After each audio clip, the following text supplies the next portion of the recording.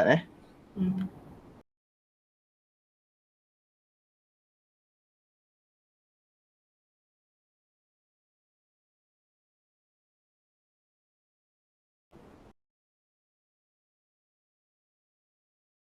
Berkata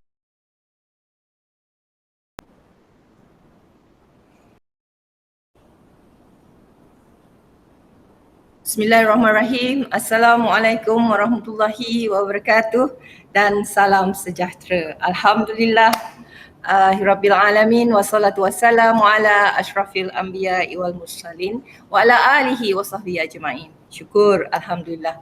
Marilah kita sentiasa memanjatkan rasa puji dan syukur kehadrat Allah SWT yang telah memberikan rahmat dan kurnianya kepada kita sehingga kita semua dapat berkumpul bersama online ya dalam keadaan sihat tanpa kekurangan sesuatu apapun. Saya Profesor Madya Dr. Zuraida Abdullah adalah moderator anda pada hari ini, ingin mengucapkan terima kasih yang sebanyak-banyaknya dan selamat datang kepada seluruh hadirin, sudah pastinya terdiri daripada barisan kepimpinan sekolah, guru-guru, pensyarah, ibu bapa, pelajar-pelajar yang dengan penuh semangatnya untuk mengikuti program webinar kita Bicara Pemimpin Pendidikan Siri 3 sekaligus melibatkan diri secara aktif dalam menghayati kupasan isu yang dibawa pada kali ini yang bertajuk Pengetua Cemerlang Sekolah Gemilang. Sebelum kita meneruskan webinar kita, saya ingin memaklumkan kepada semua yang hadir bahawa program ini adalah di bawah anjuran Jabatan Pengurusan Perancangan dan Dasar Pendidikan Fakulti Pendidikan. Webinar ini akan berlangsung pada setiap bulan sebanyak 2 kali. Tetapi untuk bulan hadapan, kita akan ada 3 siri kerana untuk menggantikan siri pada bulan Mei. Kerana kita ada cuti hari raya pada minggu kedua minggu lepas. Semua dijemput hadir dan semua yang hadir sepanjang webinar ini bersiaran langsung akan menerima e-sijil. Pihak urus dia memohon agar semua peserta mengisi maklumat melalui Google Form yang akan diberikan 30 minit sebelum program ini berakhir. Untuk pengetahuan semua, kami akan berikan satu Google Meet untuk tuan-tuan dan perempuan isi selepas ini ya. Dan tuan-tuan perempuan boleh memilih sekiranya 3 siri yang sebelum ini atau 2 siri yang sebelum ini tuan-tuan perempuan belum lagi mengisinya. Untuk kami membuat tindakan segera untuk menghantar sijil apa kita panggil e-sijil tadi. Selain itu, kami sangat mengalu-alukan maklum balas dan pertanyaan di ruangan komen di Facebook ya. Soalan-soalan peserta akan dijawab oleh pihak admin, oleh Dr. Muhammad Saril Nizam dan Dr. Intan. Akan ada soalan terpilih untuk sesi soal jawab bersama tetamu jemputan. Selain itu, saya juga ingin memberitahu bahawa sesi ini akan direkodkan dan akan InsyaAllah ya akan dikeluarkan di YouTube nanti. Jadi selalulah melihat Facebook page ini untuk mendapatkan maklumat terkini. Untuk tidak melengahkan masa, izinkan saya untuk memperkenalkan dan membacakan biodata 2 tetamu jemputan khas yang sememangnya pakar dalam isu yang kita bawa pada hari ini. Pihak kami amat berbesar hati atas kesudian yang berusaha Puan Hajah Zubidah Muhammad Yunus, Pengetua Cemerlang SMK Aminuddin Baki Kuala Lumpur yang sudi menerima jemputan kami dan seterusnya rakan sekerja se-universiti yang berusaha Profesor Madya Dr. Muhammad Faizal A. Ghani yang merupakan Ketua Jabatan Pengurusan Perancangan dan Dasar Pendidikan Universiti Melaya. Kenal maka tak tahu, tak kenal maka tak cinta. Puan Hajah Zubidah Mat Yunus merupakan alumni Universiti Melaya yang telah menerima ijazah Sarjana Muda Sastra Kepujian Universiti Melaya pada tahun 1988 dan Sarjana Sastra Bahasa Melayu Universiti Putra 2002. Dari segi beliau telah pun berada di sekolah ya, EKPM tak silap saya dalam 31 tahun, ya, dan tempoh perkhidmatan sebagai pengetua 6 tahun sejak tahun 2015 hingga kini. Sejarah perkhidmatan sebagai pengetua, beliau pernah bertugas di SMK Padang Tembak dari tahun 2015 hingga 2017. Kemudian diminta untuk bertugas di SMK Tinggi Setapak dari tahun 2018 hingga tahun 2020 dan seterusnya, ya, di SMK Aminuddin Baki 2021 hingga kini. Beliau telah pun menerima banyak anugerah, ya. Yang paling latest, yang termutakhir adalah Darjah Kebesaran Sultan Ahmad Shah Pahang yang teramat mulia peringkat keempat, Ahli Ahmad Shah Pahang AAP. Kemudian bagi saya lah, APC beliau sangat banyak, ya, daripada tahun 1999, tahun 2002, 2004, 2012 dan akhirnya pada 2019. Jadi memang benarlah apa yang kita katakan tokoh ataupun pemimpin pendidikan yang kita bawa pada hari ini merupakan orang yang cemerlang dan juga pemimpin yang cemerlang untuk sekolah yang gemilang. Beliau pernah menjadi guru dari tahun 1989 sehingga kinilah, ya, dan 2089 ke Puan Zubidah, saya pun sebentar maklumat ni saya dapat pada 5/12/1989, ya, dan telah bertugas di Sekolah Menengah Vocasional Alustar Kedah, ya, sehingga 1993. Kemudian pernah bertugas di Pusat Matrikulasi UUM, ya, Sintok Kedah dari tahun 1993 hingga tahun 2000 dan kemudian ke Sekolah Tunku Abdul Rahman Ipoh, ya, untuk penempatan sementara dan seterusnya. Saya mula mengenali Puan Hajah ketika beliau mula bertugas di Sekolah Menengah Sains Hulu Selangor, Sekolah Menengah Sains Puteri dan juga seterusnya Sekolah Sains Seri Puteri sebagai penolong kanan pentadbiran. Itu adalah sebersedikit, ya, kita katakan biodata Puan Hajah Zubidah. Dari segi, saya rasa dari segi penulisan juga tidak kurang juga, ya. Saya juga ingin memberi sedikit ekstrak lah penulisan beliau tentang kuku bersepadu setapak kian dalam prosiding Kolegium Pemimpin Cemerlang pada tahun 2020. Kemudian Puan Hajah Zubidah juga menulis tentang pengupayaan potensi guru dalam pembelajaran dan pemudah cara PDPC PAK 21 melalui Komuniti Pembelajaran Profesional PLC di SMK Padang Tembak dalam Jurnal Majlis Pengetua MPSM dan amalan terbaik, ya. Yang ini juga saya lihat Puan Hajah juga membuat banyak penyelidikan yang berbentuk kajian tindakan, ya, iaitu kajian inovasi, analisis jurang sebagai kaedah PUS peperiksaan tingkatan 5 dan kemudian ada kajian tindakan pengupayaan potensi guru dalam pengajaran dan pemudahcaraan PAK 21 melalui Komuniti Pembelajaran Profesional dan akhir sekali kajian tindakan sistem ARKID meningkatkan pengurusan sistem klasifikasi fail sekolah di SMK Padang Tembak, Kuala Lumpur.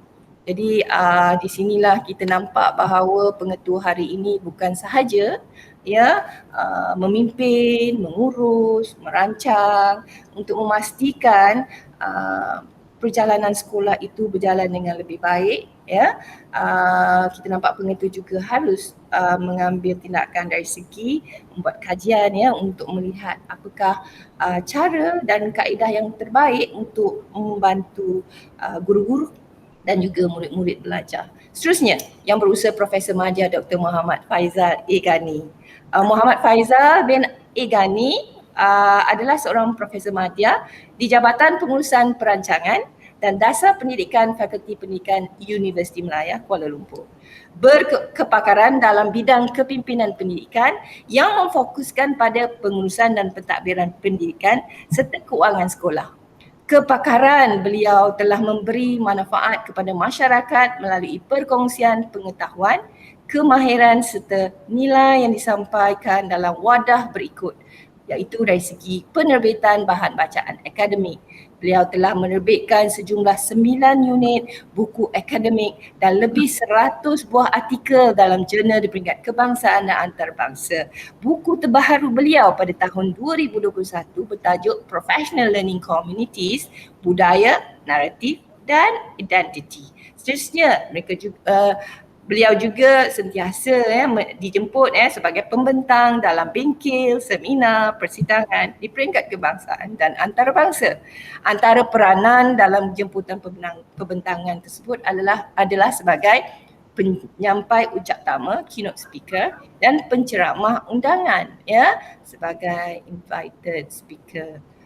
Selain daripada itu, bidang pendidikan selain menjadi penilai untuk kertas kerja atau proposal pendidikan di peringkat fakulti dan Universiti Malaya, beliau juga telah dianugerahkan geran pendidikan bernilai lebih daripada USD 80,000 yang bidangnya pendidikan beliau adalah keberkesanan dan penambahbaikan sekolah, kepimpinan pendidikan, keuangan sekolah dan kepengetahuan. Dan akhir sekali, kepakaran serta pengalaman beliau turut diterjemahkan melalui pelantikan beliau selaku Member of Editorial Board untuk jurnal kebangsaan dan bangsa seperti University Research Journal in Education, Journal of Economic and Finance, European Journal of Educational and Social Sciences, and International Journal Education, Teaching and Learning. Merupakan alumni Universiti Malaya. Okey, dan saya rasa ramai mengenali beliau.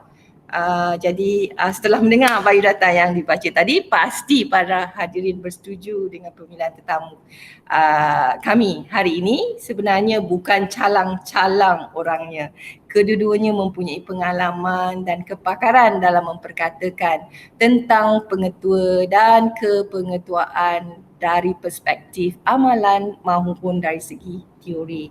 Justru pasti perbincangan kita pada hari ini tidak akan lari daripada perbincangan berkaitan dengan peranan pengetua sekolah di Malaysia dan apakah cabaran baharu pengetua sebagai pemimpin nombor satu di sekolah ketika serangan pandemik COVID-19 ataupun COVID-19 melanda dunia. Sebagaimana yang kita ketahui, tuan-tuan dan perempuan sekalian, guru-guru yang saya sayangi, sekolah diakui sebagai institusi sosial yang penting untuk membawa perubahan kepada taraf hidup dan membentuk kemenjadian murid. Menyedari hakikat ini, kerajaan mahu memastikan setiap pemimpin yang ditempatkan di setiap sekolah ialah pemimpin yang berprestasi tinggi selari dengan anjakan kelima Pelan Pembangunan Pendidikan Malaysia yang mensyaratkan setiap pemimpin yang hendak dilantik mesti memiliki kelayakan profesional pemimpin pendidikan kebangsaan, dipanggil NPQEL, dengan harapan setiap pemimpin telah memiliki ilmu dan kemahiran dalam memimpin dan menerajui sekolah.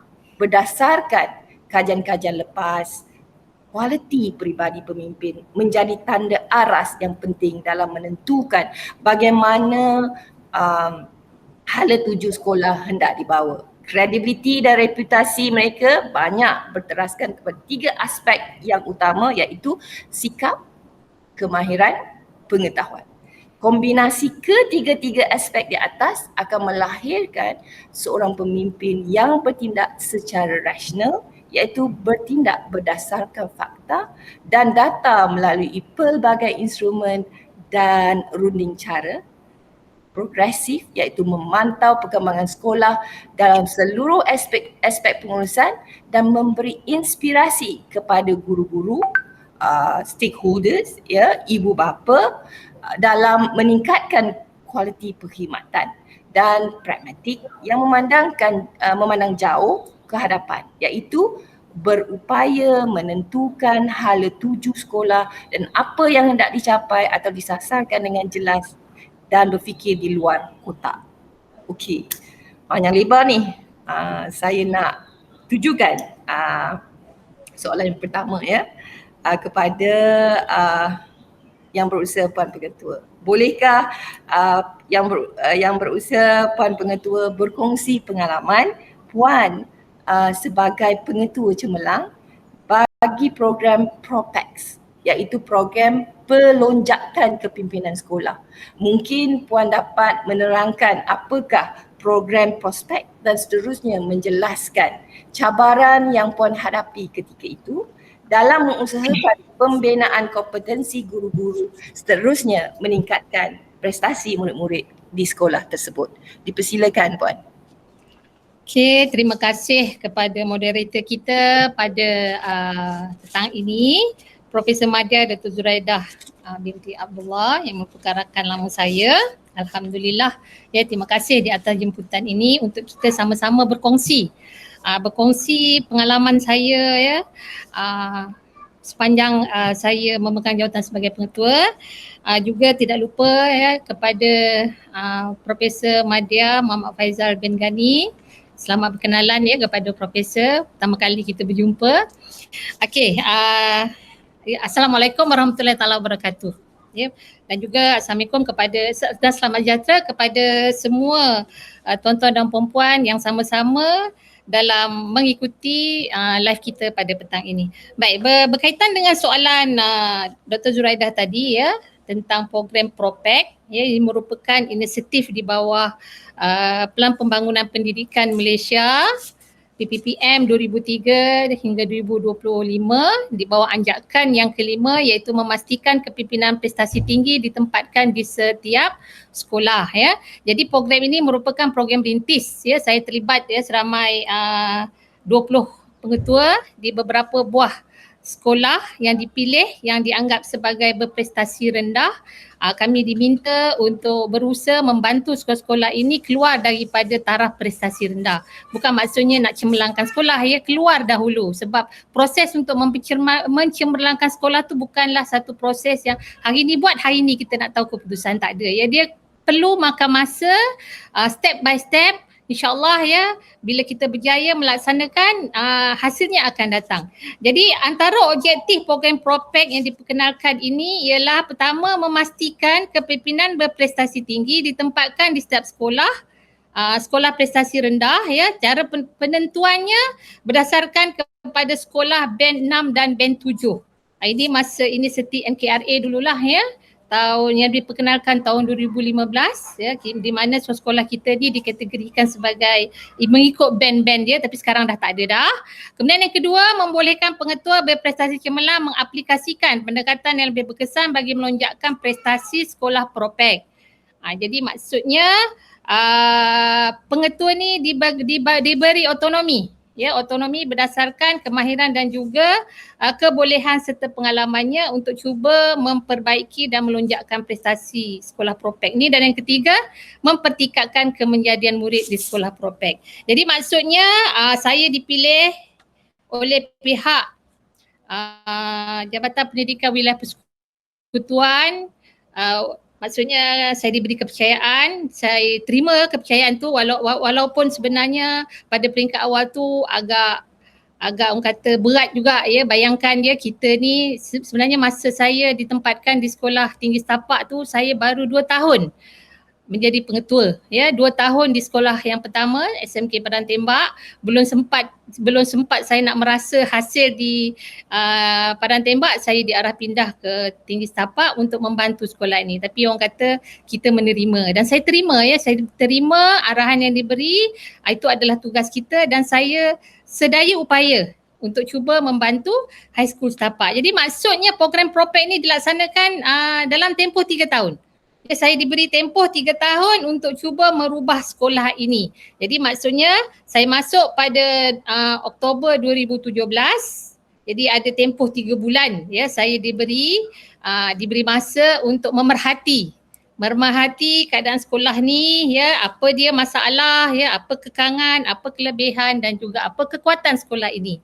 Jadi dalam tempoh 3 tahun inilah saya cuba buat orang kata three feet plan, ya, plan 3 kaki, kenal pasti masalah, okey.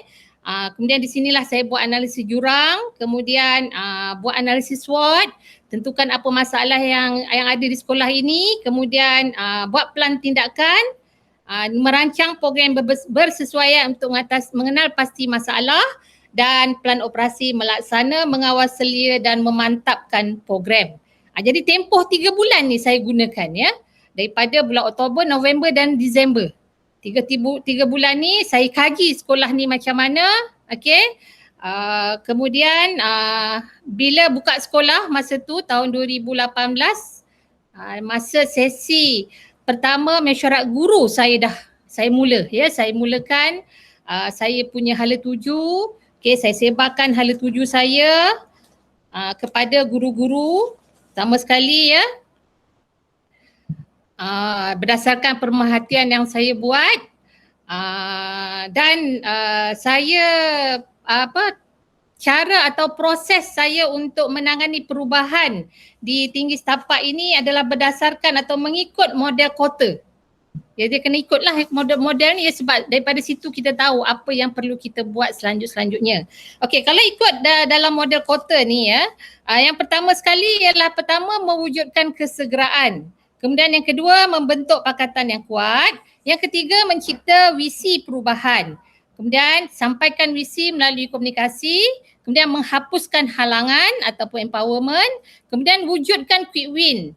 Dan seterusnya meneruskan perubahan serta membudayakan perubahan. Jadi bermaksud dengan model kota ni lah panduan saya untuk saya merangka apa dia fokus yang saya perlu buat di sekolah ini. Jadi dalam tempoh 3 tahun ni sebenarnya saya dapat buat rumusan, ya, bagaimana cara untuk membantu tinggi setapak ini untuk berubah. Ya, sebab berdasarkan kepada masalah yang ada di sekolah ini, ya, kalau boleh saya berikan, ya, di antara masalah yang ada ialah berkaitan dengan guru. Itu yang pertama, ya. Yang kedua tentang murid, ya, murid tu sudah tentulah, ya, dalam keadaan kawasan sekolah tu yang duduk di kawasan hotspot, ya, hotspot PDRM. Jadi masalah disiplin tu memang membelenggu sekolah ini. Kemudian dari segi kehadiran, ya, sama ada kehadiran waktu PDP dan juga kehadiran KOKO yang sangat rendah. Kalau ikut data tahun 2017 masa saya mula masuk ke sekolah ini, ya, kehadiran murid hanya 85%. Ya. Ya, sepatutnya kalau ikut kehadiran yang baik mengikut KPM ialah 95, ya, tapi jauh ke bawah kehadiran murid di SMK Tinggi Setapak ni. Begitu juga dengan kehadiran kokonya hanya sekadar 65% sahaja. Kemudian kesalahan disiplin juga agak tinggi, 21%. Juga dari segi kewangan pun ada masalah, ya. Kewangannya berteguran dan pengurusannya sederhana. Kemudian seperti yang saya kata tadi, dari segi gurunya jugalah, ya, itu yang penting sebenarnya, ya. Keberadaan guru juga rendah. Ya, keberadaan guru pada mula saya masuk tahun 2017 hanya sekadar 88%. Jadi maksudnya kita boleh buat conclusion lah, ya, setiap hari itu ramai guru tak ada di sekolah. Ya, tak ada di sekolah tu disebabkan keberadaan kerana ramai yang bercuti. Ya, cuti CRK, cuti sakit, ya, itu belum campur dengan guru-guru yang bermesyuarat atas urusan resmi. Jadi itu antara perkara yang perlu saya tangani. Saya tangani dahulu sebelum saya melangkah lebih jauh. Jadi bermaksud saya memang dah set target dah. Ya, untuk tahun pertama saya di high school, saya perlu bentuk cikgu dahulu. Kemudian yang kedua, ibu bapa. Sebab ibu bapa ni pun penting, kerana ibu bapa ni lah nanti akan membantu saya. Tanpa peranan ibu bapa, saya merasakan sukar untuk saya bergerak untuk membawa anak-anak di high school tu ke landasan yang betul. Ya, murid ni bukan saya ketepikan. Maksudnya saya tak fokus. Ya, sekarang ni fokus saya sebab saya diberi tempoh 3 tahun. Ya tak lama 3 tahun tu. Ya, jadi maksudnya tahun pertama fokus saya guru dan ibu bapa. Tahun yang kedua barulah saya fokus pada murid. Apabila saya dah berjaya membetulkan guru, ya, mengubah sikap guru, kemudian hubungan saya dengan ibu bapa pun baik, ya. Komunikasi saya dengan ibu bapa pun baik. Saya dapat berhubung secara two-way communication dengan ibu bapa, ya. Jadi maksudnya semua info tentang apa yang saya nak laksanakan di sekolah sampai pada ibu bapa dan ibu bapa menerimanya dengan hati yang terbuka. Jadi maksudnya sepanjang saya membuat perubahan di tinggi setapak, saya tak ada tentangan daripada ibu bapa. Ya, sama ada ibu bapa di kalangan arus perdana ataupun tingkatan 6. Ini untuk makluman, tinggi setapak ni adalah sekolah dua aliran, ya. Sekolah arus perdana dan dia ada juga form 6. Okay? Jadi tahun yang kedua murid, barulah saya fokus kepada kemenjadian murid. Ya, dari segi kehadiran murid, akademik saya tak fokus lagi, ya. Sebab bagi saya untuk mengubah pelajar ni, murid ni, dia kena datang ke sekolah. Ya, kalau kita tak bawa atau tak tarik pelajar ni datang ke sekolah, macam mana kita nak tingkatkan akademik? Kita buat macam-macam program lah, 10 program, ya. Buat kelas tambahan, buat program tu, buat program ni, kemudian belanja yang besar. Tapi kalau pelajar tak hadir ke sekolah masa PDP, kita tak akan capai matlamat. Jadi tahun yang kedua fokus saya di tinggi setapak tu, fokus supaya murid hadir ke sekolah. Pujuk anak-anak ni datang ke sekolah. Sebab kita nak tingkatkan kehadiran. Ya, kalau tahun pertama tu 85%. Alhamdulillah tahun yang kedua meningkat jadi 87%. Itu tahun 2018. Ya. Yang penting ada peningkatan lah. Tak adalah kita nak meningkat 85 pergi ke 90, ya. Bukan satu perkara yang mudah, ya, tuan-tuan dan puan-puan, ya. Nak tarik, ya, anak-anak yang kebanyakan anak-anak di tinggi setapak ni adalah anak-anak daripada B40 yang duduk di kawasan PPR. Ya, ada 5 PPR. Ya, PPR Sungai Bonus, PPR Semarak, PPR Rejang, PPR Air Panas, ya. Nak tarik mereka ni datang ke sekolah. Kemudian tahun 2019 meningkat sedikit 88.2%. Tahun 2020 PKP lah pula, ya. Tapi PKP pun kehadiran, ya, tempoh bersemuka murid-murid datang ke sekolah, kehadiran pun agak memberangsangkan mengikut kalau ikut data yang dikeluarkan oleh pihak PPD Kramat, ya.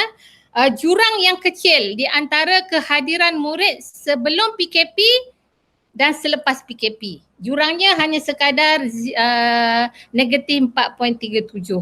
Jadi bermaksud kehadiran tu masih lagi orang kata baiklah, ya, dalam lingkungan 88%. Jadi maksudnya itu antara inisiatif yang saya buat untuk berusaha meningkatkan kehadiran pelajar. Jadi maksudnya saya balik semula, ya, tadi tentang guru tadi, peranan guru, ya. Kita tahu, ya, seperti yang saya sebut tadi, guru di tinggi setapak ni daripada 2 aliran, tingkatan 6 dan juga arus perdana. Kalau sebelum tu, ya, sebelum saya masuk, maksudnya hubungan di antara 2 aliran ni agak jauh, ya. Agak jauh, ya, masing-masing buat hal sendiri. Jadi peranan saya bila saya masuk tahun pertama tu, saya cuba untuk merapatkan hubungan antara 2 aliran ini, ya, menambahkan kejelikitan di antara mereka melalui program-program yang boleh merapatkan hubungan. Contohnya saya buat team building, memanglah semua orang akan buat team building, ya. Kemudian selain daripada itu pembahagian tugas. Ya, pembahagian tugas di sekolah tu saya buat sama rata. Bukan maksudnya tingkatan 6, cikgu tingkatan 6 sahaja yang akan ambil tindakan atau bertugas sebagai jawatankuasa. Tak, kali ni saya campurkan. Semua program sekolah melibatkan semua aliran, tingkatan 6 dan juga arus perdana. Kemudian yang menjadi ketua dalam satu-satu program berdasarkan kepada grade masing-masing, ya. Maksudnya grade yang tinggi bertugas sebagai ketua sebab mereka layak sebagai mentor.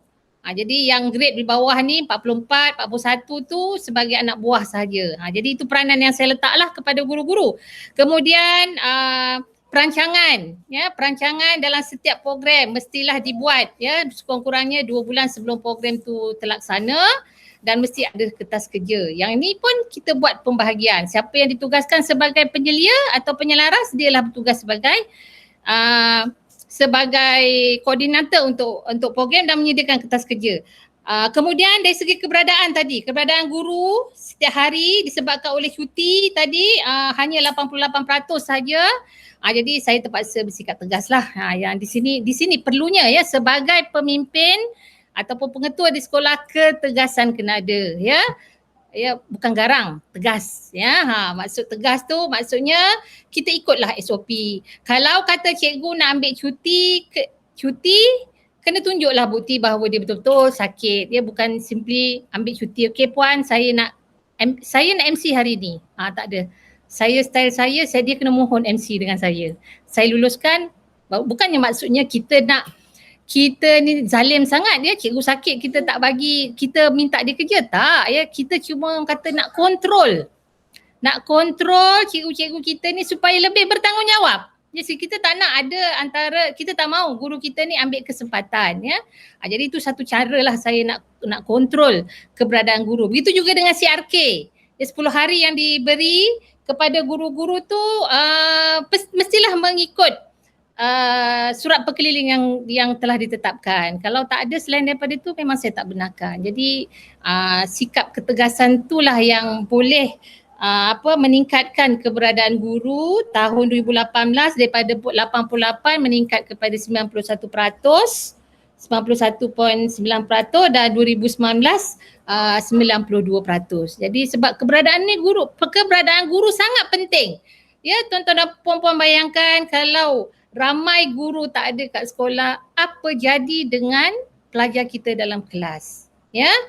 Kalau takkanlah sepanjang hari setiap masa nak minta guru relief, ya. Relief boleh, tapi setakat mana rakan-rakan kita ni mampu untuk menanggung tugas relief tadi, ya. Jadi relief pun kalau berjalan pun kurang berkesan. Jadi sepatutnya guru mesti ada dan masuk kelas dan melaksanakan PDP. Yang itu kawalan tu yang mesti ada pada semua pemimpin sekolah, ya. Kemudian MMI, mematuhi masa instructional. Ini pun penting juga. Ya, kita tahu cikgu datang dan kita nak guru-guru mesti berada di dalam kelas dan mengajar. Jadi untuk pelaksanaan MMI ni memang perlukan ada pemantauan. Jadi memang saya buat pemantauan, ya, sebagai seorang pemimpin instructional. Pemantauan tu penting, ya, sebab melalui pemantauan lah kita dapat meningkatkan mutu PDP kita, ya. Jadi proses MMI ni biasanya lah waktu pertama ni yang kadang-kadang kita tak sempat nak pantau guru-guru ni, ya. Sebabnya kita pun waktu pertama ni awal pagi kita pun sibuk nak tengok keadaan sekolah, ya, dengan kita nak laksanakan program sekolah penyayang, nak sambut anak-anak di pintu pagar, ya. Nak memberi salam kepada anak-anak, bertanya khabar anak-anak, ya. Jadi antara proses yang saya buat, ya, untuk memantau atau menjaga MMI ni waktu pertama, saya kumpulkan semua pelajar berada di dewan. Kemudian adalah aktiviti, ya, sementara tunggu 7.30 adalah aktiviti buat public speaking ke. Kemudian 5 minit sebelum masuk kelas 7.30 guru tingkatan ambil kedatangan. Kemudian 5 minit dan masa tu juga guru mata pelajaran mesti berada dengan pelajar di dewan dan iring pelajar masuk dalam kelas. So daripada situ kita ni kontrol di dewan je. Ya, saya punya SLT dengan MLT akan kontrol di dewan. Jadi kita tahu bahawa cikgu ada waktu pertama dan akan bersama dengan pelajar masuk ke kelas dan akan melaksanakan PDP. Kemudian waktu-waktu lain tu kita akan buat spot check lah, ya. Di samping kita laksanakan juga konsep record, ya, melalui keberadaan murid semasa PDP. Kemudian dari segi meningkatkan PDPC guru, ini merupakan salah satu daripada tugas utama pemimpin sekolah sebagai pengetua, pemimpin instructional yang bertindak sebagai pembimbing dan pemudah cara guru untuk meningkatkan PDP guru. Yang ini pun pada tahun pertama saya laksanakan, ya, sebab bila saya masuk ke tinggi setapak tu konsep PAK 21, konsep PLC, guru-guru saya kurang memahaminya. Ya, bila tanya apa dia PAK21, ada cikgu yang tertanya apa dia puan. Bila tanya PLC tu apa? Jadi kita sebagai pemimpin tak bolehlah kita nak salahkan apa guru-guru kita ya. Salah tu memanglah ya, tapi sebagai pemimpin kita kena bertindak sebagai pemudah cara. Jadi maksudnya saya set pada awal pertama, tahun pertama saya berada di tinggi setapak, saya melaksanakan PLC ya, dengan memberi pendedahan kepada guru peringkat awal, panggil penceramah ya, penceramah jemputan, beri taklimat tentang apa di PLC, definasi PLC, kemudian daripada situ kita buat bengkel ya, mengikut panitia ya. Tahun pertama saya berfokuskan kepada lesson study ya, sebab lesson study ni lebih mudah dan nampak impact dia sebab kita menggunakan RPH kan. Kemudian kita laksanakan dalam kelas dan bila dah habis semua pelaksanaan tu saya buat seminar. Seminar di antara guru-guru je ya. Jadi saya minta setiap wakil panitia bentangkan apa dia PLC yang telah dilaksanakan dan apa dia contoh PAK21 ya, sebab PAK21 pun aktiviti dia banyak ya. Aktiviti yang berpusatkan murid ni banyak. Jadi di situlah ya guru-guru ni share. Ya, panitia ni buat aktiviti apa gallery walk, panitia ni buat aktiviti macam contoh aktiviti PAK21 lah. Saya pun tak boleh masuk dalam kepala. Okey. Jadi daripada situ dia memberi idea kepada rakan-rakan guru lain untuk implement aktiviti tersebut dalam PDP masing-masing. Jadi tahun pertama saya buat, tahun yang kedua saya teruskan dan begitu juga tahun yang ketiga. Jadi 3 tahun saya laksanakan program ni, alhamdulillah ya, guru-guru di tinggi setapak mantap ya, mantap dari segi pelaksanaan PDP. Itu tentang guru ya. Dan tahun yang pertama juga saya membina hubungan dengan ibu bapa. Sebab ibu bapa ni bukan stakeholder yang sangat penting ya, yang akan menjadi penyokong kita di belakang ya, untuk kita melaksanakan apa saja program di sekolah. Ya, jadi hubungan saya dengan AJK PABG memang bagus ya. PABG memang banyak membantu saya, dan satu lagi cara saya gunakan untuk orang kata saya nak berkomunikasi dengan ibu bapa ni, saya wujudkan WhatsApp group. Ya, saya tahu ramai pengetua tak berani nak wujudkan WhatsApp group ni, tapi saya ada berapa 5, 6, 7 kelas ya. 5 adalah arus perdana tingkatan 1 sampai tingkatan 5, kemudian tingkatan 6 ada lower seat dengan upper seat. So saya ada 7 WhatsApp group yang dalamnya semua ahlinya adalah ibu bapa mengikut batch masing-masing. Ya, saya sebagai admin dan juga PK-PK saya serta guru tingkatan ya akan berada dalam admin. Jadi maksudnya semua info sekolah setiap hari saya akan masukkan, saya sendiri, pengetua sendiri yang akan masukkan ya. So apa je program saya minta cikgu tangkap gambar, send pada saya akan masuk dalam grup. Jadi kan maksudnya di situ saya nampak respon parent sangat positif ya. Setiap kali saya share info tentang sekolah ya, parent akan tunjuk tanda thumb. Jadi itu cara ya sebenarnya saya merapatkan hubungan antara saya dengan parent. Jadi maksudnya bila saya buat mesyuarat agung PIBG, so saya tak ada masalah ya. Saya tak ada masalah kalau ikut data mesyuarat agung PIBG, sebab mesyuarat agung PIBG ni pun penting juga ya, sebab daripada situlah kita dapat sampaikan semua maklumat dan perkembangan sekolah dan juga kita dapat merapatkan hubungan dengan parent. Jadi mesyuarat agung PIBG saya kalau tahun 2017 data yang ada hanya 34.66% saja kehadirannya. Ya, tapi mula tahun 2018 meningkat sekali ganda kepada 60.4. Ya. Jadi maksudnya kejayaan penubuhan WhatsApp group ni sebenarnya lah yang membawa parent ini kepada kehadiran mereka dalam mesyuarat agung. Dan sebenarnya tahun yang pertama saya buat tu saya buat cara berfikir luar kotak sebenarnya ya, buat mesyuarat agung waktu malam. Ya, ya maksudnya apa ya, bukan saya saja-saja buat, sebab saya survey ya, sepanjang tahun sebelum tu mesyuarat agung diadakan di tinggi setapak ni mereka buat hari Sabtu pagi.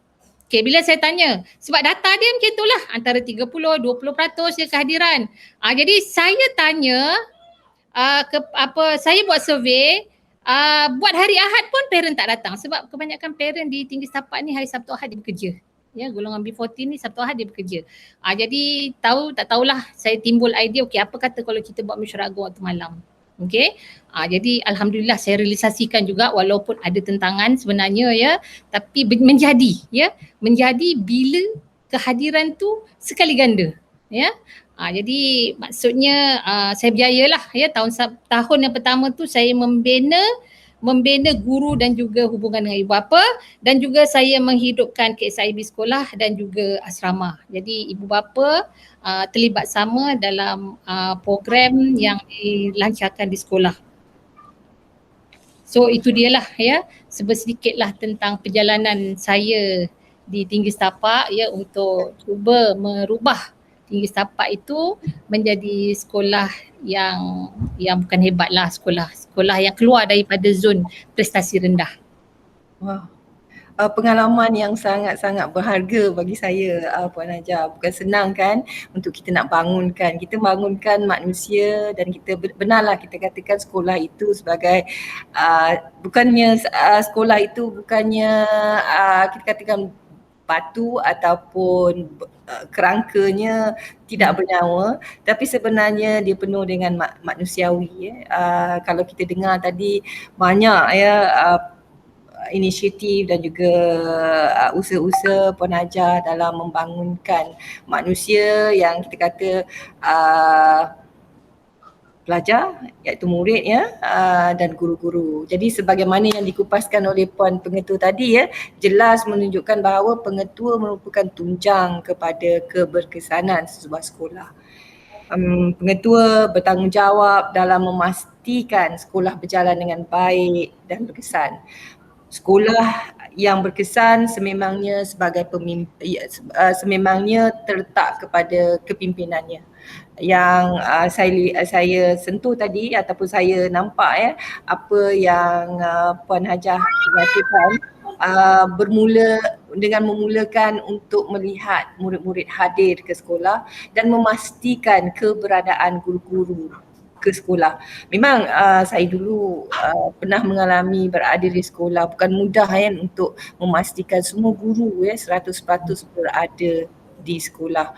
Jadi pengetua juga merupakan orang penting yang boleh mencorakkan pencapaian cemerlang sesebuah sekolah melalui keterampilan, dedikasi dan kepribadian yang ada pada dirinya. Kalau kita lihat tadi Puan Hajah seorang yang sangat tegas lah ya dalam mengurus sekolah pada peringkat awal ya.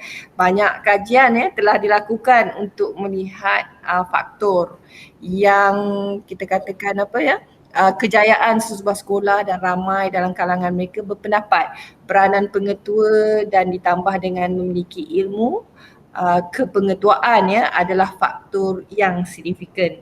Jadi kepimpinan yang berkualiti dan holistik yang ada pada Puan Hajah tadi, yang Puan Hajah nyatakan tadi, akan dapat mengubah, sebenarnya telah mengubah sekolah yang Puan Hajah pimpin ya, yang hanya dalam keadaan biasa kepada sekolah yang berkesan atau cemerlang. Bagi saya cemerlang lah ya pada peringkat hari ini, bagaimana kejayaan Puan Hajah bermula dari kosong kepada katanya dalam masa 2 tahun ya berada di sebuah sekolah di Setapak kan?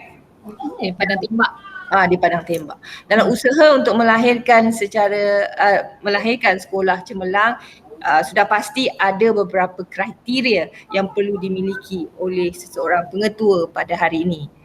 Soalan seterusnya, webinar kita hari ini ingin mendapat pandangan yang berusaha Profesor Mahathir Dr. Faizal berkaitan dengan apakah kriteria yang perlu dimiliki oleh seorang pengetua pada abad ke-21 sebagaimana yang dinyatakan oleh pengetua tadi. Puan Hajah mengatakan bahawa Puan Hajah perlu memastikan guru-gurunya mempunyai pemikiran ataupun dalam PMP-nya dalam ke arah abad ke-21. Jadi hari ni kita nak dengar apa kata Profesor Madya Dr. Faizah berkaitan apakah kriteria yang perlu dimiliki oleh seorang pengetua pada abad ke-21. Silakan. Okey, Assalamualaikum warahmatullahi wabarakatuh dan salam sejahtera. So saya ada dua perkara lah nak highlight di sini. Yang pertama, syabas dan saya ingin mengucapkan juta terima kasih kepada Profesor Zuraida Abdullah serta tim Dr. Syaril, Dr. Intan dan juga Puan Azlin kerana itulah berjayanya dengan adanya usaha tersebut, berjayanya perkongsian ilmu pada hari ini. Itu yang pertama. Yang kedua, kalau kita lihat, saya nak kongsilah pengalaman saya, senario, ada dua senario kat sini. Hari itu saya ada di fakulti saya ada ingin membuat persidangan yang melibatkan international speakers. So saya hantarlah kepada satu persatuan pengetua kat Gunung Tahan sana. Lepas tu dia respon apa? Oh, kita orang tak naklah teori ni kan, nak amali saja. Sampai sekarang saya mengajuk Okay, senario kedua. Pengalaman saya berada di Amerika negara maju, saya lihat macam mana universiti kolaboratif atau universiti dengan sekolah. Yang pertama, buku teks tu nama buku teks saya rasa ada sekarang, memang Malaysia apply profesor ataupun mereka yang berada di universiti, dan tim dia cikgu cemerlang. Dan yang kedua, kalau tempat saya di Indiana University tu, saya punya host ataupun saya punya supervisor adalah dalam bidang kepimpinan, dia adalah presiden untuk persatuan prinsipal pengetua di tempat saya. Maksudnya itulah kolaboratif antara pengetua dan juga universiti ataupun sekolah, KPM dengan KPT, yang itulah usaha Dr. Zuraida. Bagus. Dan yang ketiga itulah saya masuk pada kepada inilah topik perbahasan, iaitu berkaitan dengan 21st century of school leaders.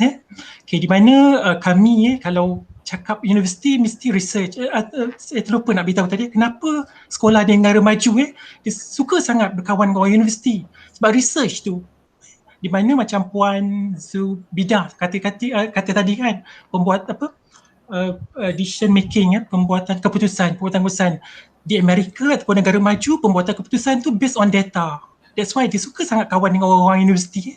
Dia ada updated data-data yang update dia dapat terima dan buat keputusan. Saya rasa memang negara kita ke arah tersebut. Dan izinkan saya Prof Zuraida untuk itulah gunakan slide sebab saya lihat ngantuk je kan. So, saya gunakan slide. Nampak tak? Okey tak? Okey. Nampak. Okey, yang inilah saya lihat tadi apa yang dibincangkan oleh kita punya speaker tadi. First speakers Puan Hajah, memang diri beliau adalah pemimpin kan. Okay, ni nanti ada di mana-mana bahan bacaan ada misalnya buat motivasi ataupun yang saya nampak ketara situ yang ini apa dan kenapa. Tu yang selalu ataupun gaya kepimpinan Puan Hajah lebih ke arah tu kenapa dan yang tak mengikut, yang inilah suka keaslian. Okay, dan untuk menjawab respon to the soalan Dr. Zuraida, kami ingin berkongsilah kajian yang dibuat oleh kami Saiful Adli, saya dan juga Haris Shah. Ini adalah berkaitan dengan pembinaan model kepimpinan sekolah abad ke-21, mana kami melibatkan 17 orang pakar yang kami kategoriskan kepada dua, pembuat dasar, pengubah dasar dan juga pelaksana. Bermula daripada guru, semua terlibat, maksudnya guru yang cemerlang, semua terlibat dalam kajian kami. Okay, dan inilah sedikit biodata mereka, dan ini adalah dapatan yang kami terima, dan saya rasa pada pandangan saya atau kami, memang apa yang Puan Hajah beritahu memang ada semua kat sini. Okay, yang pertama, kepimpinan yang profesional, kepimpinan terakhir, maksudnya pengetua misalnya ataupun guru besar kongsi dia punya sedikit kuasa ataupun autoriti secara terkawal. Kepimpinan penyelidikan macam tadi pengurus kita punya chairperson beritahu biodata Puan Hajah kajian tindakan. Okey, jadi kepimpinan penyelidikan tu penting dalam sekolah yang dalam sekolah ataupun dimiliki oleh diri seorang pemimpin, menyokong pada penyelidikan, aktiviti penyelidikan. Yang kedua, kepimpinan pembelajaran. Kalau tadi kita dengar PLC. So sekarang ni kepimpinan pembelajaran. Maksudnya pengetua tu sebagai ketua ataupun leading aktiviti pembelajaran. Dan saya ingat berkongsi pengalaman saya semasa di Amerika, masa tu memang hot dengan dengan PLC. Jadi masa saya jumpa saya punya dia supervisor dengan 5 orang pelajar PhD dia kat rumah dia lah. Saya cerita tentang ini kepimpinan pengajaran. Semua tengok saya atas bawah. So cepat saya fikir bila air tengok mana muka hidung tak ada, semua tengok saya. So rupanya mereka dah beralih daripada pengajaran kepada pembelajaran. Dan sekarang kalau kita lihat yang terkini, kita ada kepimpinan penyelidikan. So kepimpinan pengajaran yang macam Puan Hajah beritahu tadi kan, dia first waktu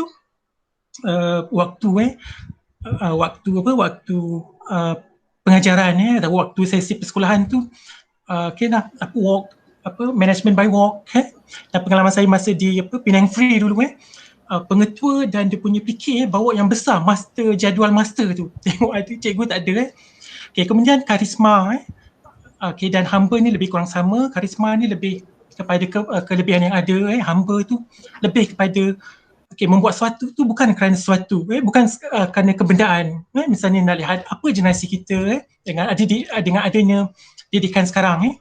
Kemudian kolaboratif, sikap berkualiti, perkongsian visi dan misi dan juga persekaran sekolah yang menyokong pada kolaboratif. Kolaboratif patutnya lebih kurang kita namakan dulu pasukan. Kita buat kerja secara berpasukan.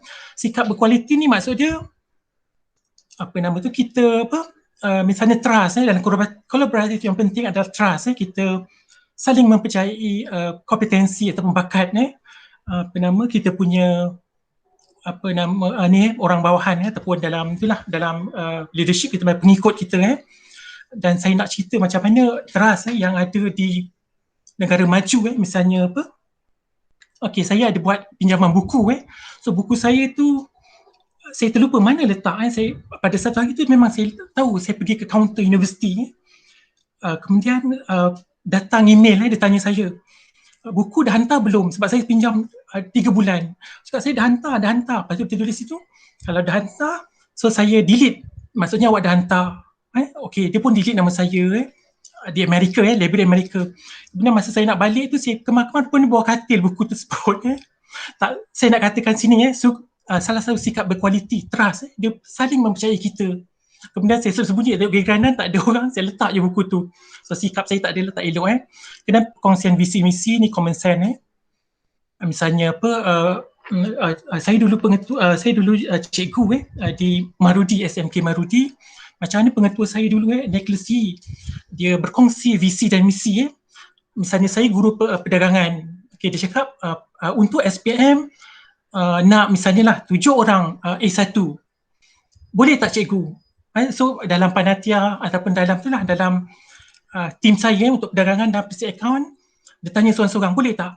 Tak boleh, lihat kemampuan. So dia turunkan. Itu contoh perkongsian visi dan misi. Kemudian persekitaran sekolah yang kolaboratif, misalnya misalnya itulah kesan daripada sikap kualiti kita, iaitu kita saling mempercayai. Kemudian pembangunan kompetensi diri, mengenal pasti keperluan kompetensi kendiri. Maksudnya sebelum kita buat ladap misalnya continuous program itulah, program pembangunan staff, professionalism staff, kita perlu kenal pasti apa yang kurang ataupun apa yang lebih dalam kalangan staff kita. So barulah kita buat program tersebut. Yang kedua, peranan sebagai pelajar dewasa. Maksudnya kita dah berumur ni juga mesti ada minat, habit untuk membaca. Pengaplikasian ilmu iaitu kita amalkan. Memang dah ada semua untuk Puan ajari. Kemudian persekitaran sekolah yang kondusif. hubungan harmoni, ni yang tadilah hubungan yang baik khasnya guru sebab guru ni adalah ejen utama perubahan dalam sekolah khasnya. Membentuk budaya positif sekolah, maksudnya tadi dalam aspek kehadiran dibaiki. Ataupun saya punya bekas anak murid Cikgu Yazid, dia di sekolah, dia pengetua di SMA di, saya lupa Rahimiyah dia beritahu saya sebelum ni sekolah tu pelajar datang lewat jadi pelajar lewat kan, jadi dia buat perubahan untuk membentuk budaya yang positif. Dia sendiri pada awal pagi macam Puan Hajah tadi berada di pagar, kemudian dia beritahu kepada asrama makanan lebih tu sediakan untuk pelajar yang datang hadir ataupun hadir awal. Jadi berlaku perubahan dengan usaha yang dibuatkan oleh pemimpin sekolah. Kemudian kemudahan fizikal, ni common sense, memperkayakan data sekolah. Maksudnya yang tadi kita membuat keputusan sekolah membuat keputusan based on data, pengurusan bilik darjah, dokumentasi sekolah dan juga penilaian sumatif misalnya periksa dan pengalaman saya di Amerika saya buat kajian temu bual dan pemerhatian. Jadi untuk pemerhatian saya akan masuk dalam dipanggil PLC team. Saya masuk dalam PLC team. Mereka kalau nak buat keputusan mesti based on this model, based on this finding. Itu contoh bagaimana kita sekolah mempergunakan data untuk pembuatan keputusan.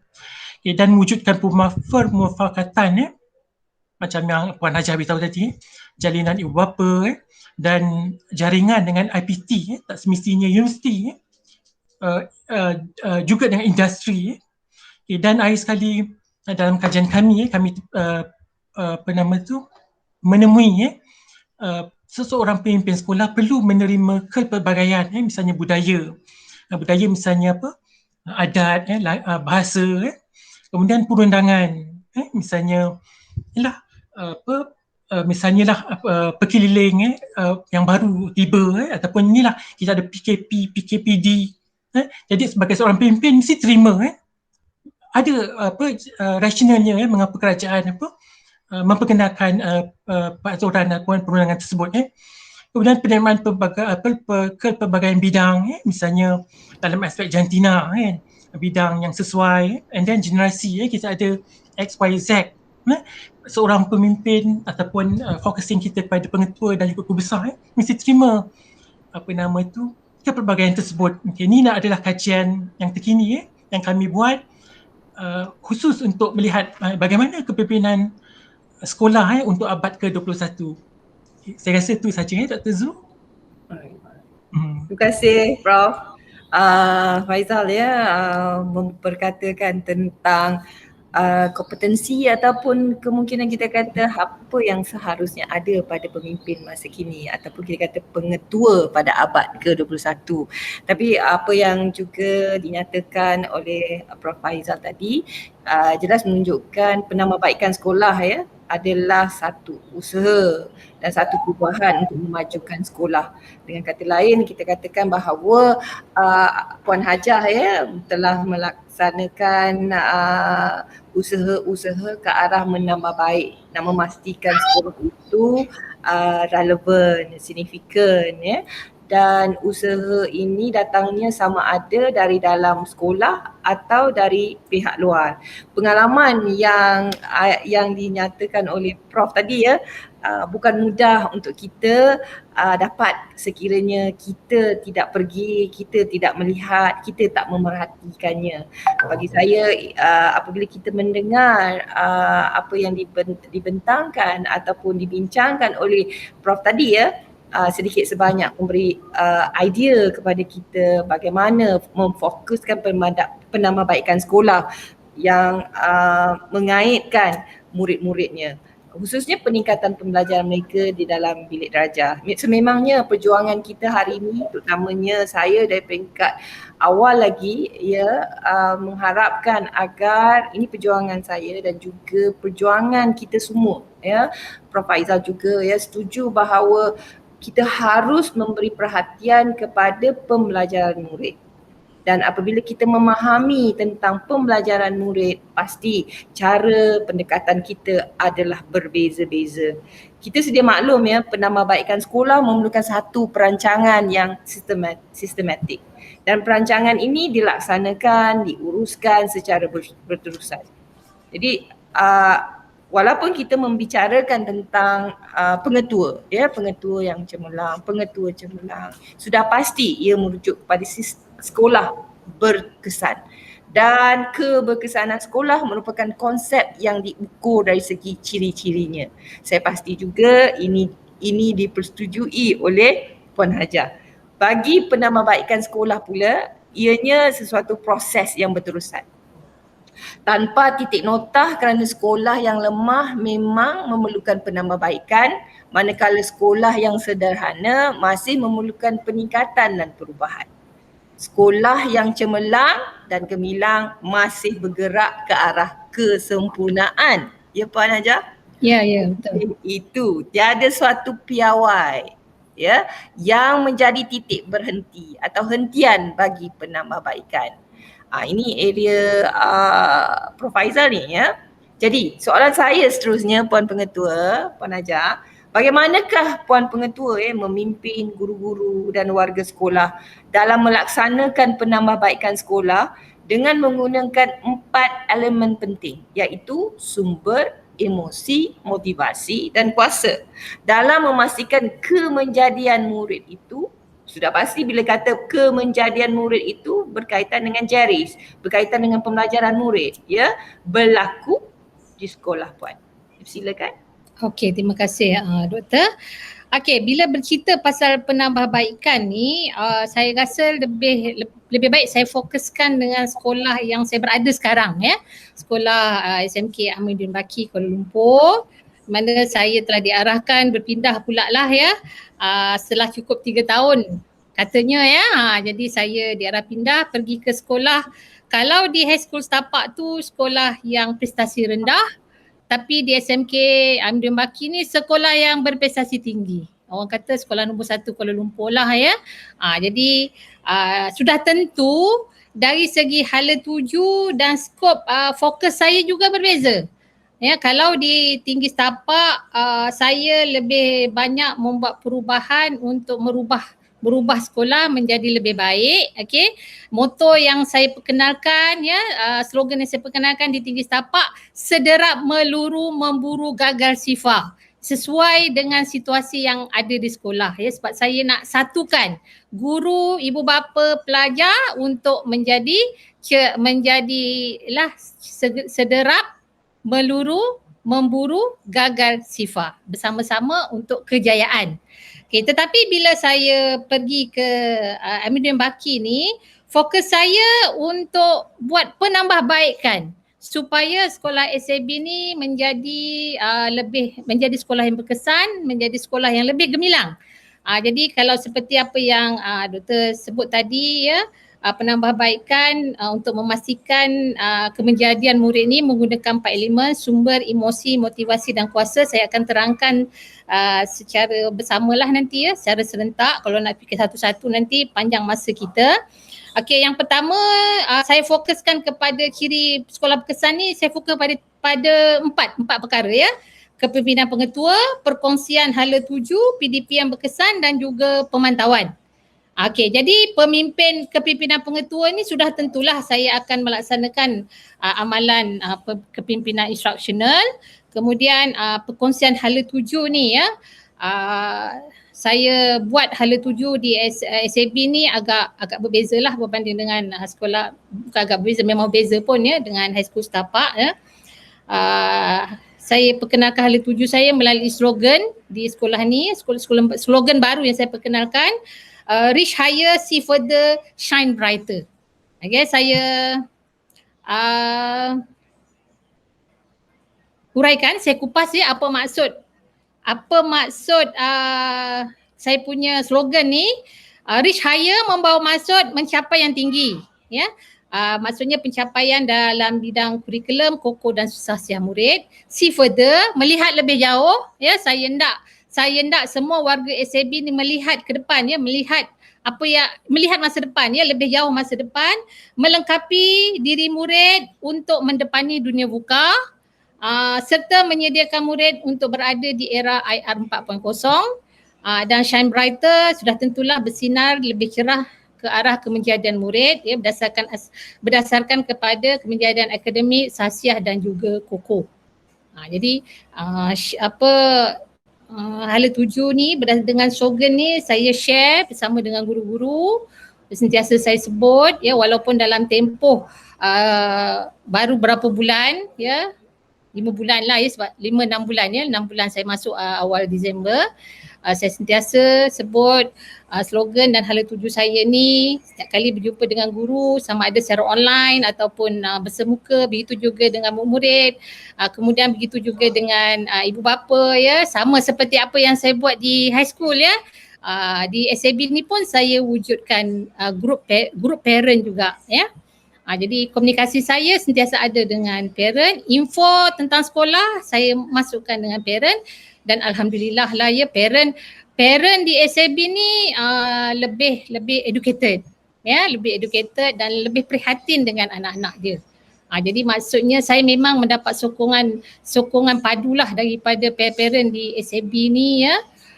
Dan sering memberi respon, sering memberi pandangan ya, dan saya sangat orang kata berbesar hati ya dengan apa yang dilakukan oleh parent di SAB ni. Okey, jadi dari segi penambahbaikan berkaitan dengan sumber ya, saya sebagai pemimpin instruksional ni sudah tentulah saya hendakkan PDP yang berkesan di kalangan guru-guru ya, sebab PDP penting untuk melahirkan pelajar yang cemerlang.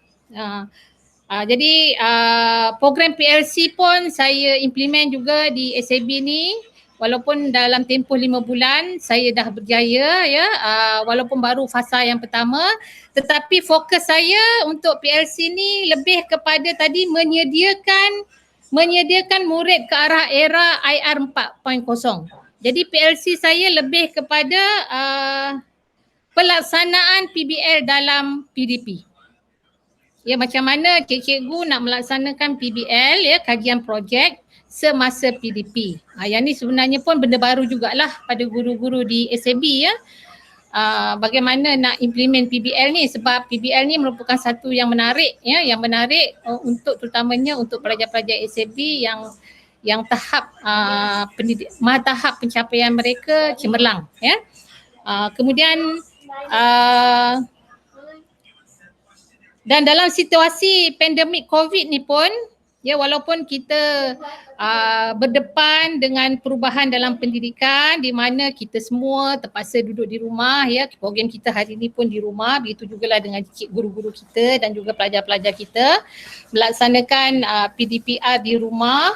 Okay, walaupun banyak cabaran, alhamdulillah ya, bagi guru-guru di SAB dan juga pelajar-pelajarnya, nampaknya mereka dah mula menerima ya, dah menerima dan menganggap benda ni sebagai biasa ya, menerima konsep pembelajaran PDPR ni. Dan medium pelantar digital yang popular di SAB ialah Google Meet, Teams dan juga Google Classroom untuk kelas offline ya, guru-guru. Dan maksudnya kalau diikutkan 100% lah guru-guru di SAB ni melaksanakan PDP secara Google Meet. Ya, dan maksudnya proses pembelajaran tu berjalan seperti biasa. Sukatan berdasarkan kepada DSKP dapat dijalankan seperti mengikut yang telah ditetapkan dalam perancangan tahunan. Okey. Jadi dalam proses sekarang ni pun ya, saya masih lagi melaksanakan PLC secara online. Ya, kali ni saya memang tetapkan seminggu setiap hari Jumaat. Dia bermula daripada minggu lepas lah ya, tak tahulah sampai bila lah kita adakan kelas PDPR ni. Seminggu setiap hari Jumaat kami akan berjumpa secara Google Meet dan melaksanakan PLC untuk share kebolehan atau penggunaan aplikasi PDP yang ada, ya. Jadi mana-mana guru yang ada kebolehan, ya, yang ada kepandaian untuk yang menggunakan aplikasi sama ada dari dalam yang sedia ada dalam Delima ataupun aplikasi lain, kami share bersama. Jadi itu merupakan satu cara lah, ya, untuk guru-guru saya melaksanakan PDPR ni untuk menjadi lebih menarik, ya, supaya menarik lebih ramai lagi kehadiran murid-murid semasa PDPR. Ya, sebab kehadiran pun yang ini pun mungkin sekolah lain juga menghadapi masalah yang sama, ya. Kehadiran semasa PDPR ni tidak memberangsangkan, ya. Kalau kata kehadiran kami di SAB ni, kalau waktu bersemuka kami capai 95% ke atas, ya, tetapi bila PDPR ni kehadiran kami di antara 85 ke 90.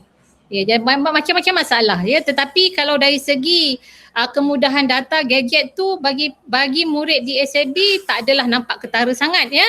Kebanyakannya kalau tak masuk PDPR tu lebih kepada sikap lah, ya, sikap malas, bangun lambat, ya, kemudian tak memberi fokus, ya. Jadi itu satu cara lah yang saya buat untuk membantu guru-guru meningkatkan lagi pelaksanaan PDPR. Itu PDPR. Kemudian berkaitan dengan KOKO pula, sebab KOKO ni pun merupakan proses PDP luar bilik darjah yang memberi peluang untuk murid menambah, mengukur dan mengamalkan kemahiran serta nilai yang dipelajari dalam bilik darjah. Jadi sepanjang PDPR, tak kiralah sama kita buat daripada awal Januari hari itu, ya, bila sesi persekolahan bermula secara bersemuka ke, aktiviti KOKO selama 3 jam tetap kami laksanakan, ya. Setiap hari Rabu kami bermula pukul 2 petang sehingga pukul 5 petang, ya. Jadi daripada awal tahun bulan Januari kita laksanakan PDPR ni secara online. Ya, kalau masa sesi bersemuka hari itu saya lepaskan pelajar balik awal pukul 12. Pukul 12 pagi pukul 12 supaya mereka berpeluang untuk sempat sampai di rumah pukul 2 dapat berada depan komputer atau depan gadget masing-masing untuk melaksanakan program KOKO. Jadi program KOKO yang dibuat ni saya buat penambahbaikan, ya.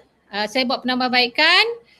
Saya perkenalkan KOKO bersepadu di SAB, ya. Di high school dulu pun ada KOKO bersepadu, ya. Memang tak tahulah itu memang mungkin trademark saya, ya, sebab bagi saya pelaksanaan KOKO bersepadu ni sangat berkesan, ya, kalau betul pelaksanaannya, dan di SAB ni memang dia sangat menjadi, ya, sebab KOKO bersepadu ni merupakan aktiviti KOKO secara kerjasama kolaboratif antara 2-3 persatuan, ya. 2-3 persatuan ni akan bersama, kemudian mereka akan merancang satu program, okey. Kemudian pelaksanaan program ini akan dibuat oleh murid sepenuhnya. Murid akan bentuk jawatankuasa, murid akan buat kertas kerja, okey, kemudian murid akan submit kertas kerja, kena sediakan bajet, mereka akan belajarlah, ya. Murid-murid ni akan belajar bagaimana untuk handle pelaksanaan satu-satu program. Guru hanya sebagai facilitator. Kemudian murid akan submit kertas kerja kepada pengetua luluskan, so mereka akan buat program mengikut jadual. Jadi mungkin katalah Persatuan Bahasa Melayu combine dengan persatuan kesenian, combine dengan persatuan alam sekitar contohnya. So mereka berbincang sama-sama, create satu program, dan bila tiba waktu jadual program KOKO bersepadu, mereka akan laksanakan program bersama murid semua. Semua murid akan buat satu program. Jadi maksudnya kita bukan apa, ya, sebab tujuan saya nak membentuk, tu kata tadi, ya, sebab saya nak menyediakan pelajar ke arah revolusi IR 4.0. Jadi maksudnya pelajar ni mesti berfikir untuk buat projek. Jadi melalui KOKO bersepadu ni lah mereka berhasil untuk melaksanakan projek. Jadi dalam tempoh 3 jam. Okey, mula-mula dia cara pelaksanaan dia, bila tiba waktu pukul 2, semuanya berjumpa di dalam Google Meet mengikut link yang kita dah bagi.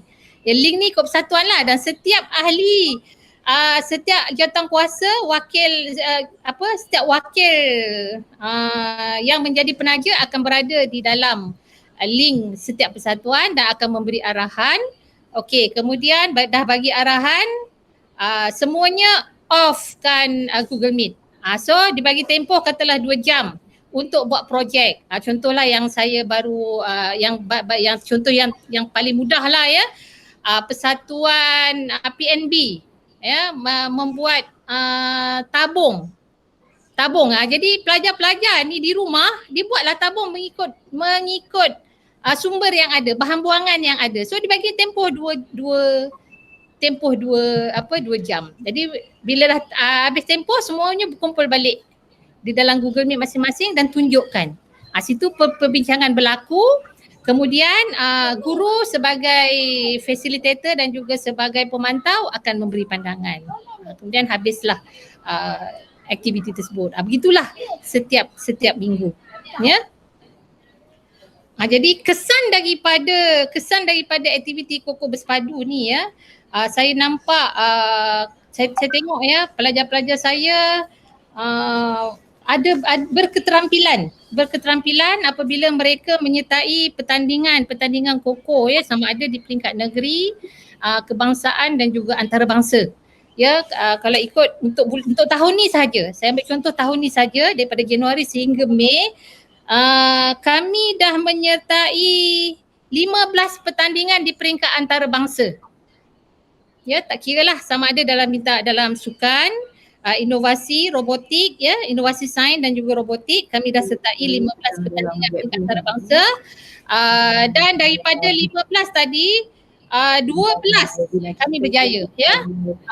Dua daripadanya dapat peringkat emas di peringkat antarabangsa, kemudian 2 perak, gangsa ada 2 4, sementara sagu hati ada 1 2 3 4 5 6. Kajian ya.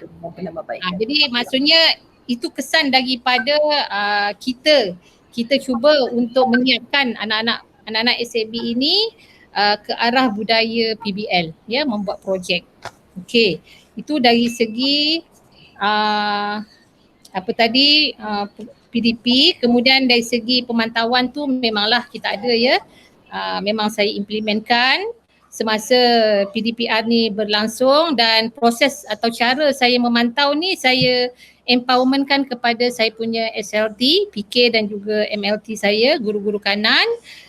Dan kaedah yang saya gunakan ialah setiap kelas ada grup dan dalam grup tu lah link tu dimasukkan.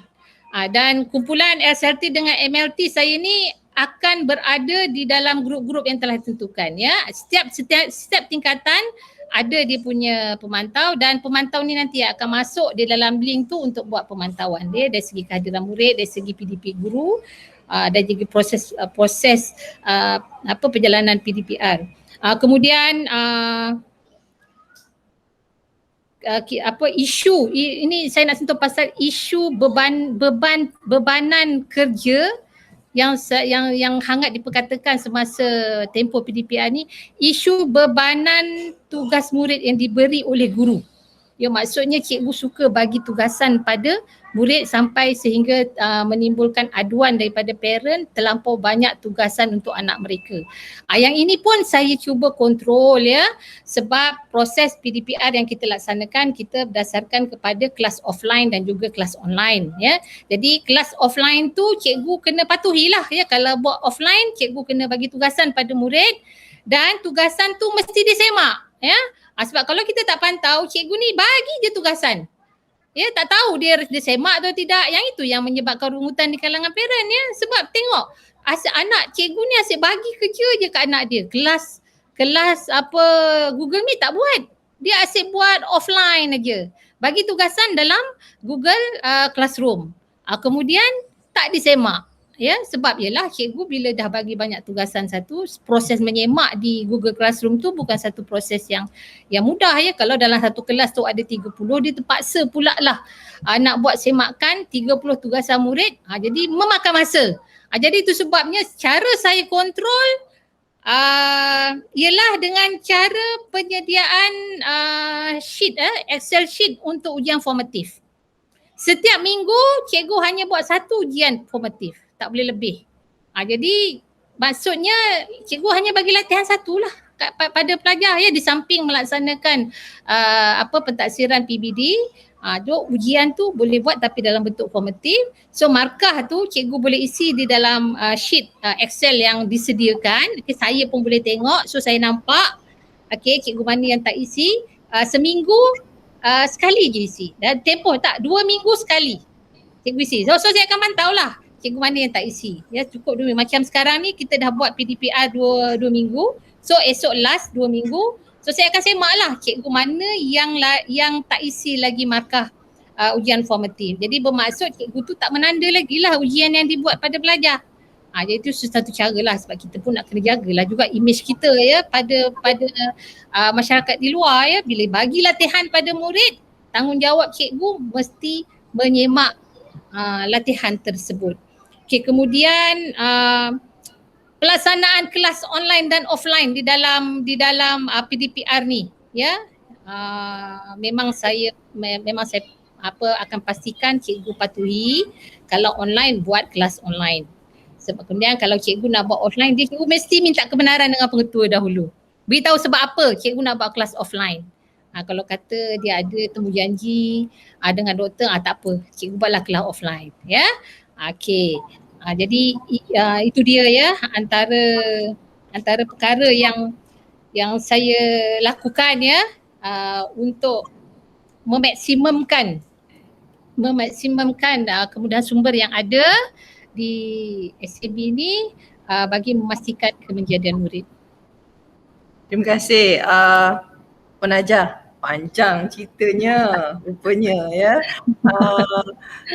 Saya tertarik dengan slogan tadi, sederap meluru, memburu gagal sifar. Memburu gagal sifar. Saya tertariklah dengan perkataan sederap. Sederap tu maksudnya kita kebersamaan. Meluru tu kita berlari, fokus kepada ni, dan secara tak langsung kita memburu.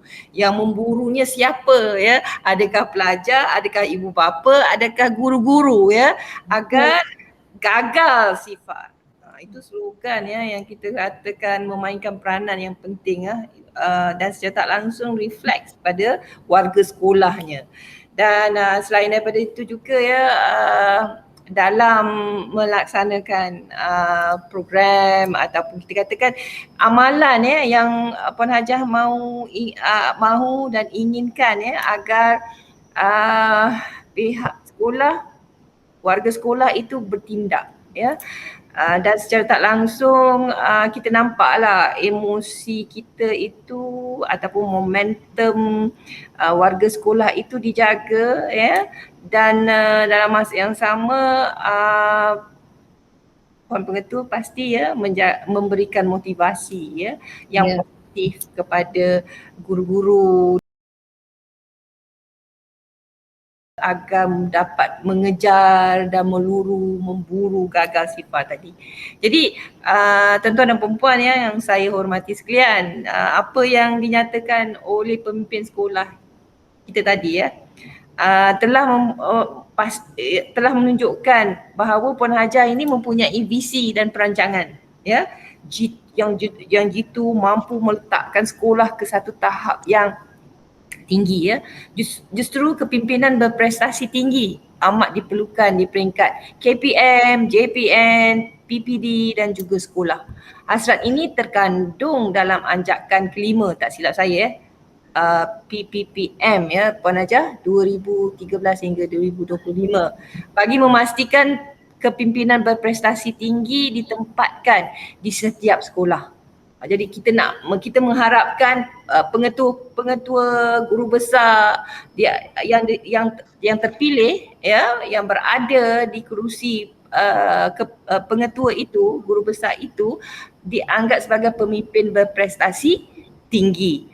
Jadi selepas kualiti guru, kualiti kepimpinan, sekolah merupakan faktor berasaskan sekolah yang kedua terpenting dalam menentukan keberhasilan murid. sebagaimana Puan Pengetua nyatakan tadi, pelbagai strategi yang diaplikasikan melalui pengetahuan, kemahiran dan ciri-ciri kepribadian yang dimiliki oleh seorang pengetua bagi mencapai matlamat pendidikan negara.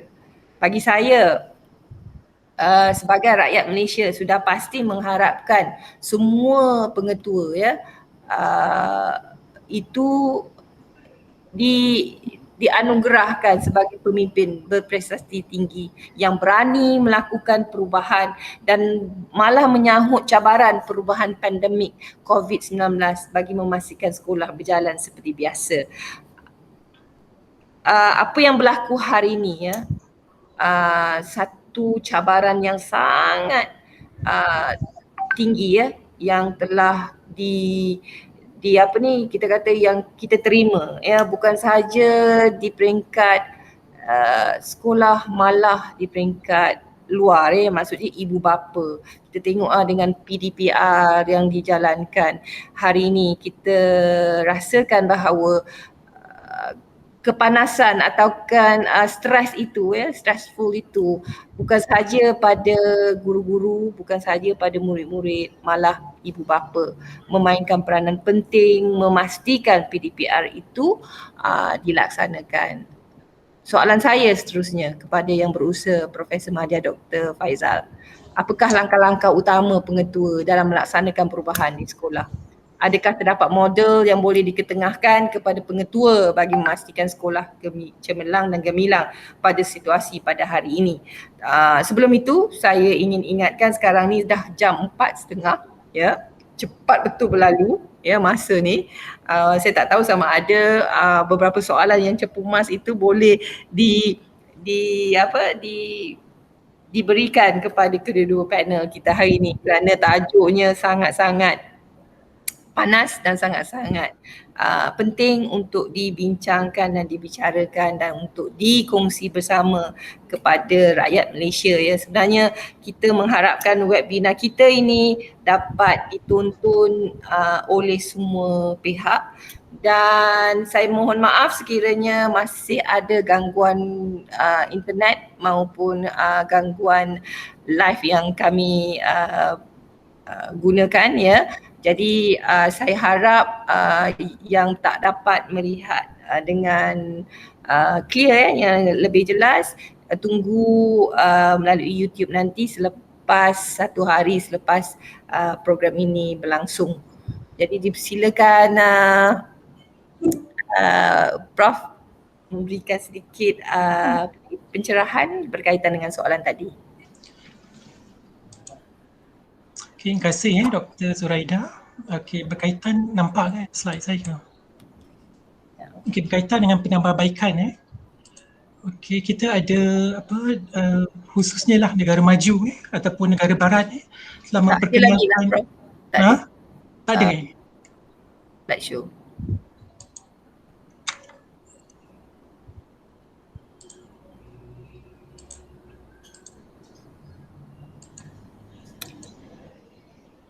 Okey tak? Okey. Okey, telah memperkenalkan beberapa model ataupun beberapa kerangka amalan terbaik berkaitan dengan model perubahan okey, di mana inilah yang diperkenalkan dan popular Miles dan ditambah baik oleh Fulan okey, mereka mengatakan itulah untuk melakukan perubahan terdapat beberapa fasa ataupun phases. Yang pertama initiation iaitu permulaan, okey. Dan yang kedua pelaksanaan, implementation, and then akhir sekali telah menjadi akar umbi dalam sesebuah organisasi. Okey, kita lihat apa yang dimasukkan dengan permulaan tu dia menekankan pada inovatif dan yang penting di sini perubahan ataupun inovatif tu berlaku terhadap sikap khasnya guru dan juga murid. Okey. Dan yang kedua adalah developing commitment macam mana nak dapatkan komitmen komitmen yang tinggi sudah tentu dengan perubahan terhadap sikap. Skill ni semua putting people's on skill, strategies, tool and resources in place to make the changes happen. Okay, yang pertama iaitu bagaimana nak buat perubahan, iaitu ada fasa pertamanya iaitu kita panggil fasa permulaan. Fasa permulaan tu tertumpu pada perubahan inovatif yang fokusnya pada sikap.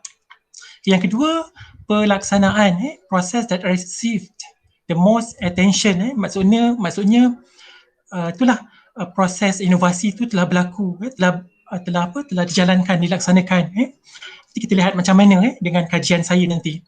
Kemudian akhir sekali institutionalization, maksudnya telah menjadi akar umbi. Dan untuk pengetahuan semualah, saya masa di Amerika buat kajian tentang PLC. Saya tunjukkan model ni. Lepas tu diorang tak sukanya dekat model ni.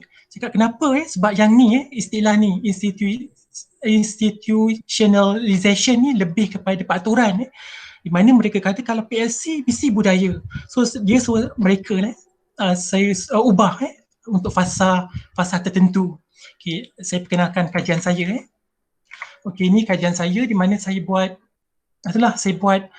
terhadap 4 buah sekolah. Sekolah A maksudnya dia di Amerika ni dia punya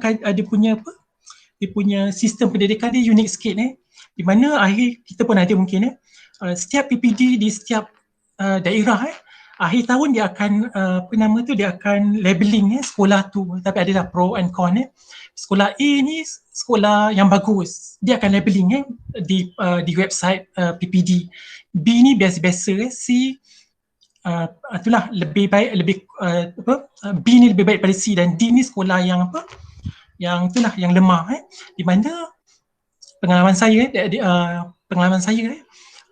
interview ataupun saya buat observation sekolah A misalnya D ni sekolah lemah. Kenapa lemah? Sebab ada African American banyak kat situ.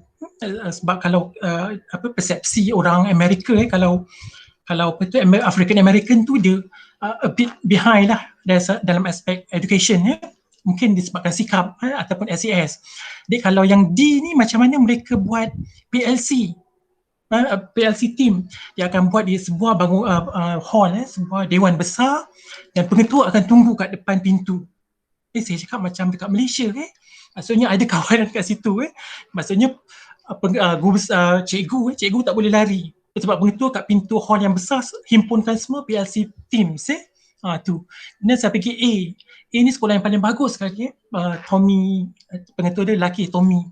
Jadi pada masa observation saya untuk PLC team ni, waktu dia 7.30 pengetua dia dah bunyi bearing. Lepas tu dia buat announcement, semua masuk dalam kelas team Okay, saya cakap ada juga kita panggil pemantauan. So itulah saya cakap macam Malaysia juga. So tu maksud dia maksudnya kalau kita nak berjaya, saya tanya orang sana lah, penilaian tu penting. That's why lah kalau Amerika saya pun tanya dengan saya punya host atau supervisor, Amerika ikut Finland ke? Tak. Sebab dia kat tokoh ataupun pakar-pakar Amerika pada saat hari tu dia nak pergi, orang universiti nak pergi Finland. Apa yang orang sanjung sangat Finland soalan pertama yang dia tanya dekat dekat menteri ataupun authorities Finland ni, iaitu peperiksaan. Ada tak penilaian? Ada tak penilaian untuk dia punya sistem pendidikan tu? That's why di Amerika dengan di Finland lain. Amerika pada pandangan host saya lah yang merupakan ketua ataupun presiden tu lah Persatuan Pengetua, dia kata sebab latar belakang penduduk di sana dia ada yang lemah, misalnya African American perlu pada penilaian. Tu sebabnya konteks, based on konteks, dan kita tak boleh, sistem pendidikan kita tak boleh ikut-ikut orang, mesti based on ourselves. Okay, kemudian ini kajian saya, inilah 8 orang yang tadi 8 orang, 4 pengetua dan juga 4 school leaders yang melibatkan senior teacher. Okay, inilah semua dan yang saya nak tunjukkan sini semua kepimpinan leadership experiences adalah lebih daripada 11 tahun. Okay, ini adalah dia punya dapatan dan dia mahukan saya yang ni lah. Kalau tadi institutional kan, lebih pada peraturan. So dia nak saya ubah kelestarian, sustainable. So yang inilah, maksudnya kalau nak buat perubahan based on this kajian, based on American context, tadi first research tu lebih kepada konteks Malaysia, dan insyaAllah boleh juga kita tengok kan, tapi di based on American context dan tahun 2016. Okey, jadi yang pertama dia kata kalau nak buat sesuatu perubahan ada fasa-fasanya, iaitu fasa permulaan, misalnya visi, misi, nilai yang kata tadilah dikongsi bersama, mesti jelas kemudian pembangunan kompetensi CPD itu penting untuk permulaan, kolaboratif khasnya dalam mencari ilmu penting and then permulaan budaya. Dan orang Amerika ni lah, based on saya punya interview not American lah, the informant of my research tu dia beritahu budaya mereka tu based on dibentuk berdasarkan kepada peraturan. Macam kita kan, belajar lewat kena denda. Macam hari tu saya buat kajian dengan tim saya di sekolah agama di Kelantan kan. Saya kata sekolah ni baik, kenapa orang student lewat kena tahan dekat pagar. Tu based on ni lah ni. Maksudnya budaya dibentuk based on penguatkuasaan peraturan and then refleksikan diri. Maksudnya kalau kita buat tu mesti ada refleksi diri agar kita ni rasa macam taklah rasa kita ni bagus kan. And then for sure penstrukturan semula organisasi. Macam saya ingat dulu sekolah saya mengajar, ada satu sekolah tu kan, nama itulah pemimpin sekolah dia suka sangat dengan motor sampai motor besar tu dia parking kat depan pejabat. Jadi itulah, jadi dalam aspek akademik tu merundum sikit. Jadi PPD JPN di tempat saya tu lihat masa depan pelajar kan, so dia ubah pengetua yang itulah yang yang nampak yang ada visi dia ataupun visionary leadership.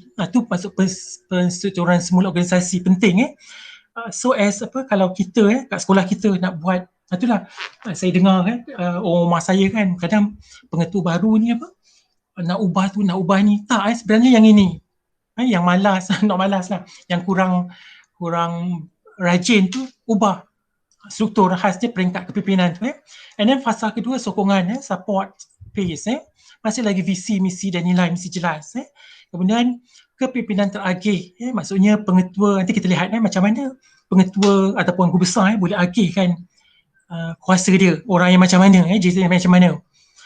Okey, yang kedua yang ketiga amalan-amalan baik juga dikongsi bersama, misalnya PLC macam saya di Amerika tu masa saya buat observation tu, dia punya sekolah dia lebih suka kepada sekolah terapung bilik jajah terapung. Jadi sekolah tu dinding tak ada dinding tak ada. Dinding ada tapi tolak tu Jadi kalau senang pelajar dia untuk inilah cikgu yang tak ada kerja tu, tak ada pengajaran tu, dia boleh lihat cikgu lain mengajar Ini budaya kolaboratif dan kolektif Kolaboratif ni tahu kan berpasukan. Kolektif ni maksudnya kalau kita satu kepala akhirnya keputusan ataupun pembuatan keputusan kita adalah berasaskan pada kolektif, tak adalah bising-bising kat belakang Kemudian yang hari sekali ni pasal sokongan pengetua tu sebagai model birokrasi ataupun kurangkan birokrasi. Macam di Amerika tu saya tanya dengan Profesor Carl Spaken saya tanya apa beza UK dengan Amerika?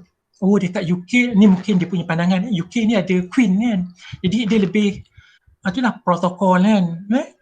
Kalau Amerika ni masa saya datang nak interview, saya cari pengetua ada tak ada parking pengetua tak ada, parking guru besar tak ada, tapi untuk guest ada kat depan pintu masuk tu. Sebab apa?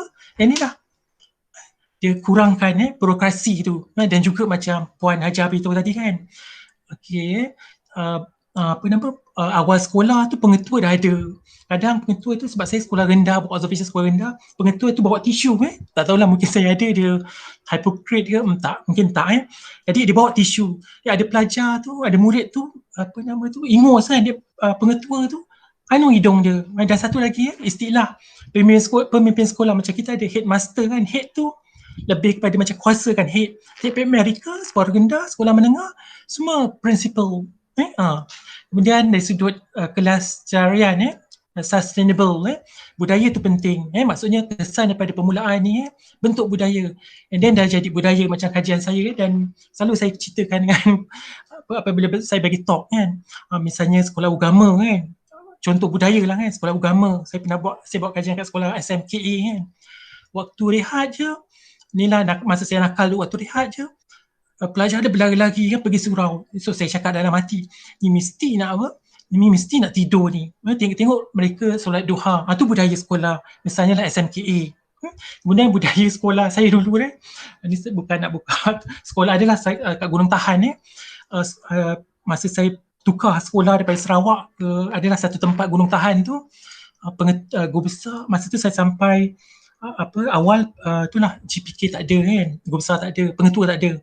Kemudian saya datang pukul 9 kan, saya pun tengok kiri kanan atas bawah, saya dekat pengetua pemimpin sekolah tanya lah, kenapa? Ni rehat ke awal? Tak, sekolah ni budaya dia macam itu. Kalau cikgu datang waktu rehat, kalau waktu petir nanti satu sekolah menjerit. Itu contohlah budaya. Kesan daripada inilah adanya fasa permulaan, sokongan, kita akan bentuk budaya. Dah jadi budaya, tak payah disuruh. That's why lah yang ini yang ini institutionalization lebih pada mereka lah, lebih pada peraturan kan. Tapi mereka nakkan yang fasa 3 ni dah jadi budaya. Persekitaran yang kondusif macam tadi kita lihat yang awal tu kan. Kalau persekitaran yang kondusif tu, inilah hubungan harmoni, tak adalah kutuk-kutuk ataupun tak trust. Okay. Kemudian yang kedua budaya budaya positif,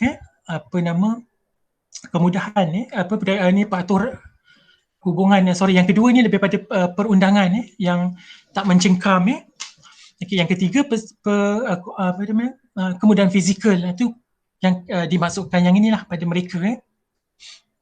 Okey, dan akhir sekali aktiviti kawal selia, itulah governance penting pada mereka. Itu yang saya kata tadi. Pada waktu first soalan yang ditanya masa lawatan ke itulah Finland kan, macam ni nak menilai, what is the assessment method ada tak?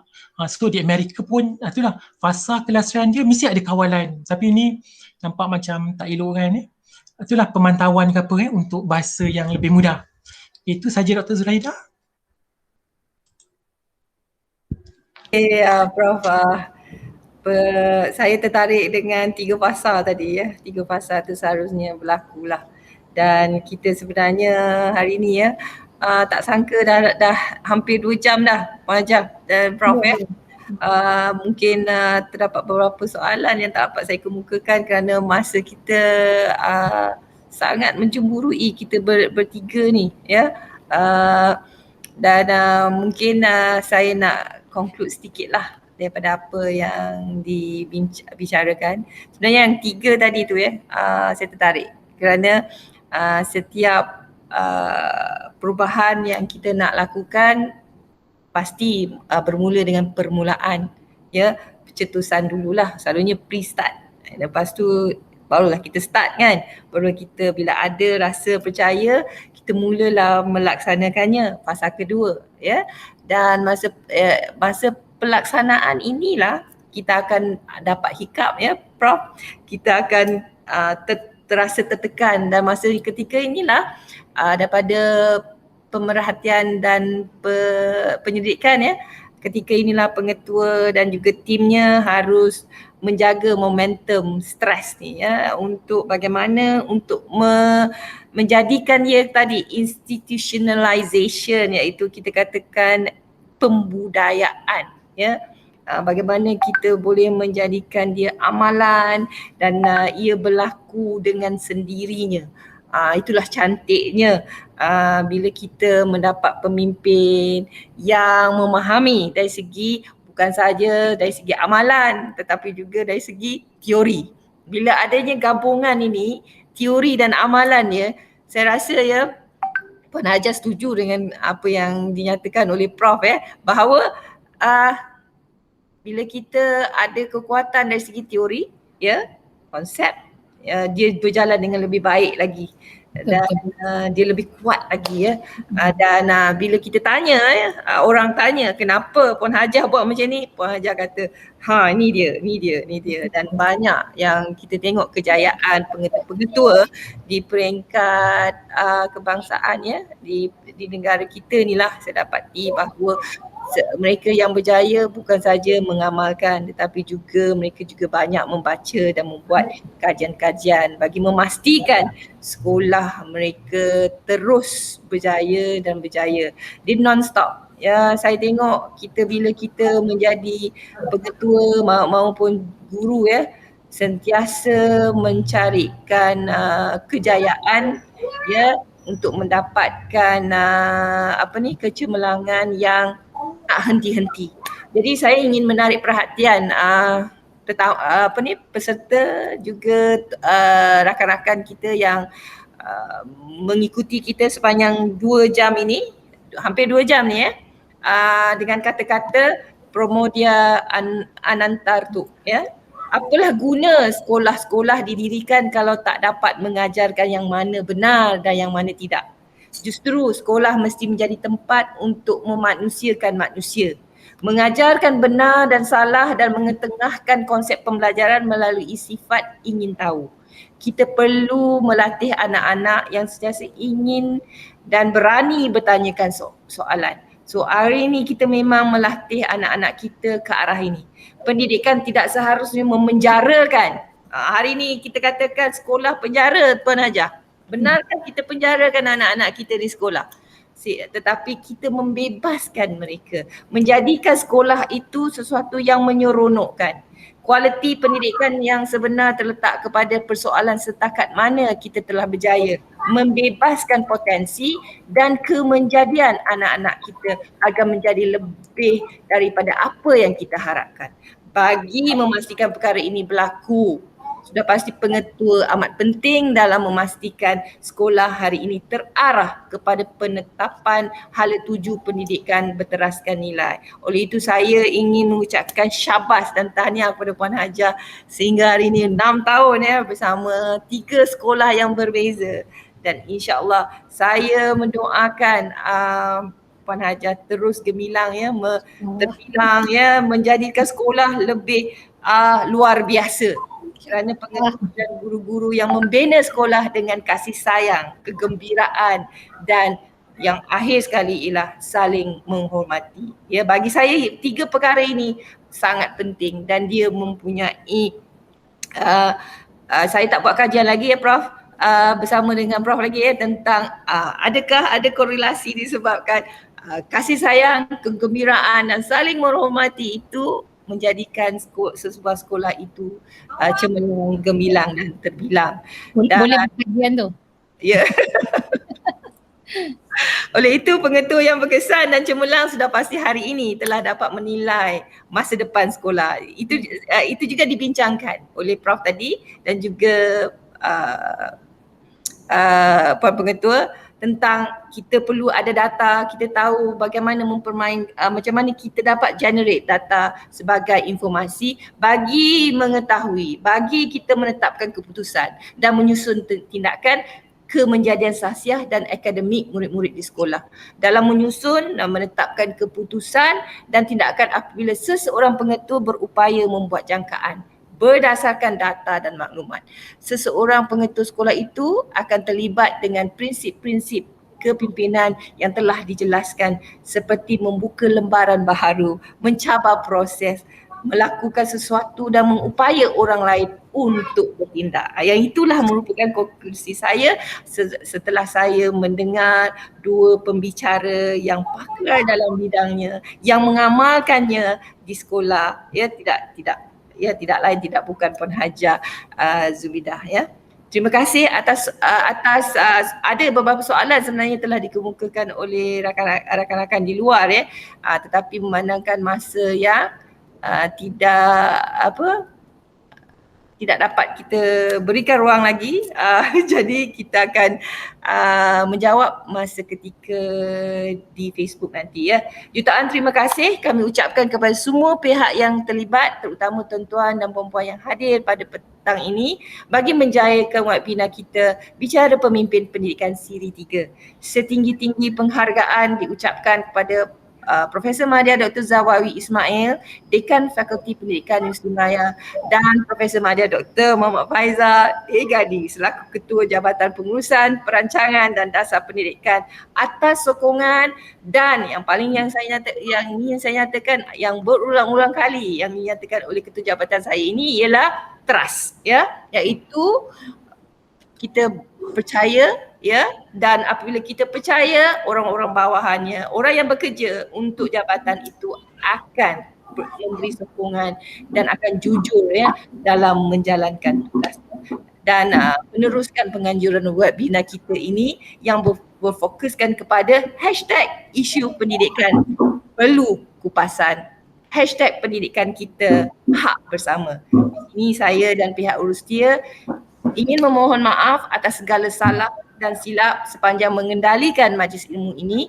Bagi pihak jawatankuasa majlis, kami juga ingin memohon maaf jika ada yang terkurang sepanjang majlis ini berlangsung. Selain daripada itu, saya juga mengharapkan kita dapat berjumpa lagi pada 3 hari bulan Jun 2021 Khamis jam 3 petang bagi webinar kita siri 4 bertajuk Pengurusan Disiplin Murid Tanggungjawab Siapa? Pengurusan Disiplin Murid Tanggungjawab Siapa? Yang akan kami jemput merupakan orang yang memegang tanggungjawab mengurus Maktab Tentera Diraja yang berusaha Tuan Haji Razmi, dan kita kita partnerkan ataupun kita gandingkan dengan yang berusaha Dr. Zuwati Hashim yang merupakan ketua penyelidik bagi kajian buli ya. Nanti kita lihatlah apa yang akan dibicarakan oleh mereka berdua. Selamat berhujung minggu, mungkin lagi 2 hari ya, dan saya mendoakan kita stay safe, #kita jaga kita, dan jangan lupa grab the opportunity to get your vaccine ya.